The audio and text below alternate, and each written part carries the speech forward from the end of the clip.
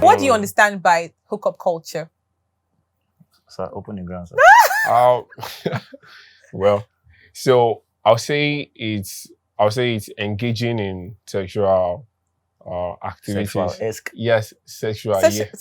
Yes, Sexual what? escapades without. I like that correction. Sexual-esque. I like that correction. But you seem to know a lot about it. That's Angelo. why he was pushing he was pushing the intro to me, and I was like, why is he pushing it? Without any form of commitment, any form of emotional attachment, or should I say commitments? Commitments, we're talking relationships or marriage, any of that. So that's, for me, that's what it is. Angela, you seem to be a pro in this. So what let's recraft that statement, please.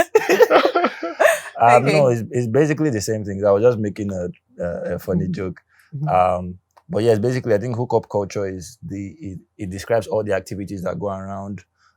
First of all, like you said during the introduction, the speedy sexual interactions and connections that happen outside of, well, let's say in a non-Christian sense, outside of proper commitments in a relationship, then when we add the Christian layer over it, marriage, outside of marriage. So now, why do you think that young people involve themselves in this?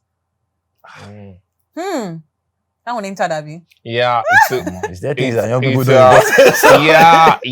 But why do you think it's so rampant today? Because if you check conversation online, you see people saying, "Oh, hookups," and then it's very easy to actually see these things, and people are no longer ashamed of it again. I mean, it's no longer hidden; it's everywhere now. So I'm going to play the blame game. Why? Yeah. Okay. I'll say we're dealing with a generation that grew up on TV, watching what we call movies. I don't want to mention a particular production. Mention it now. Like, they grew up on Hollywood. Okay, yeah. So you watch a movie, the longest movie will be 3 hours. Within 3 hours... That's Bollywood, though. Okay, 2 hours plus, 2 hours plus. In fact, that's why I said the longest movie you can see, the duration will be 3 hours. So it's like within the few minutes in the movie, bam, bam, bam, boy meets girl, boy smiles, girl smiles. Oh, how are you? How are you?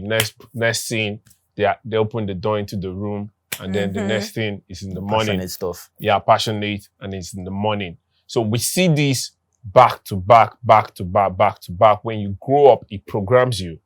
So you just like a normal thing. So when you think about sex, you just remember a scene from one of your favorite movies, and you're like, oh, so this is how it should be.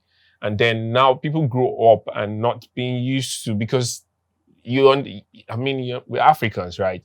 Sex is not something you discuss in the family space. So you don't see your parents discussing anything. Matter of fact, we don't even know how they produced us and the babies around. I know how, by handshaking.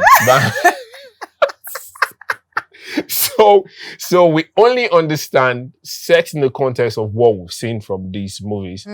So because we're the generations that grew up in, immersed in this Hollywood, or should I say, influence, it's just easy. Yes, it's just easy for us to just see sex in that form.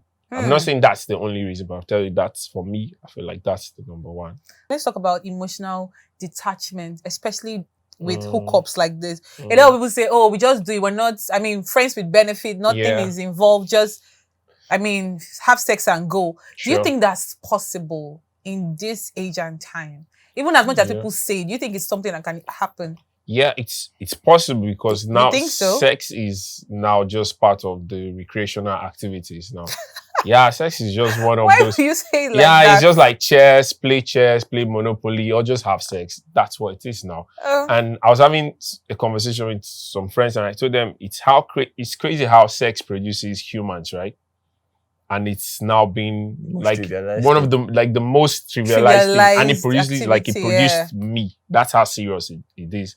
5 minutes and then boom, there's another human being. That's like full-fledged human. That's how serious it is. So what we're saying is people being reprogrammed. Like I would say, it's psychological. People being reprogrammed to believe there's nothing to it.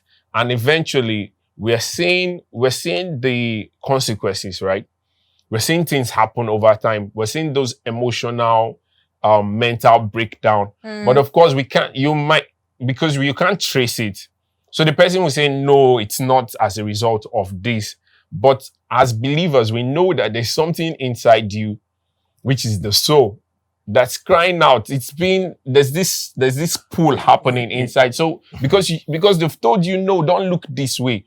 Just maybe some of these mental things you're dealing with could be as a result of the stuff because you're deceiving yourself. What you're telling yourself is, no, it's not that serious. So every day you're saying it's not that serious, then something inside keeps saying it's that serious, and I will show you it's serious. Angela, what do you have to say about that? Yeah, I was even going to pitch in earlier because, it's funny how we always say emotional issues, and why it's dangerous because some of us are privileged to be in a generation where you grew up hearing things like, oh, sex before marriage, no sex before marriage, this and that. Some of us were born inside church where those things were like, as you were watching Nollywood, you come out from Hollywood or Nollywood and go into church and they pastor will pour his own no, you shouldn't. Yeah. So some of us have that programmed conscience already.